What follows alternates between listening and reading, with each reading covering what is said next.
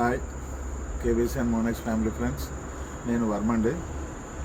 ఇవాళ మన అప్డేట్ ఏంటంటే, ఏదైతే బిట్మార్ట్లో మన కేబీసీ ఇన్ఫో మార్చి మనకు డిస్ప్లే చేయడం జరిగిందో దాన్ని బేస్ చేసుకొని ఇప్పుడు కాయిన్ బిఎక్స్లోని, కాయిన్ మార్కెట్ క్యాప్లోని, కాయిన్ గీకోలోని, పాన్కేక్ స్వాప్లోని ఇవన్నిటిలో కూడా ఇవాళ మన మదర్ ఎక్స్చేంజ్ తాలూకా ఇన్ఫోని అన్నిటికీ డిస్ప్లే పెట్టడం జరిగింది.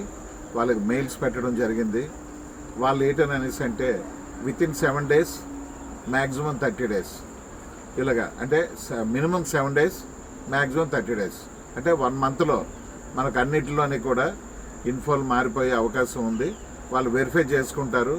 ఎందుకంటే మన మదర్ ఎక్స్చేంజ్ బిట్మార్ట్ కాబట్టి దాంట్లో ఇన్ఫో ఫస్ట్ మారడం అనేది చాలా టైం పట్టింది. ఎందుకనంటే మనం అందులో 2 సార్లు మార్చడం జరిగింది. ఒరిజినల్గా బ్లాక్ చైన్ టెక్నాలజీలో ఏమవుతుందో అది ఒక పక్క వెరిఫై చేస్తారు.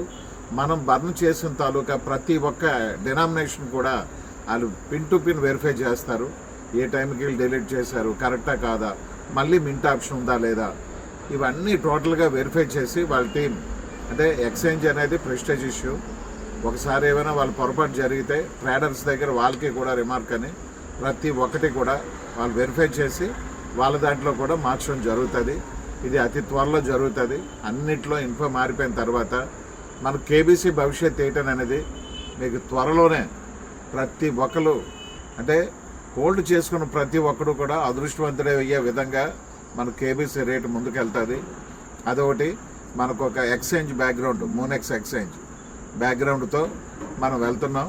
ఈ రెండు కూడా మనకు ఉండడం కూడా ఒక మంచి బలం అనేసే చెప్పాలి. ఇవాళ ఎట్టి పరిస్థితుల్లో ఇవాళ సాయంత్రం 4:30 లోపుని మొత్తం అన్నీ అప్లై చేయడం జరిగింది. మన సాఫ్ట్వేర్ టీమే, మూన్టెక్ సొల్యూషన్స్ ప్రైవేట్ లిమిటెడ్ వాళ్ళే, మన శ్రీనివాస్ రెడ్డి గారి టీం వల్లే ఇవన్నీ చేయడం జరిగింది.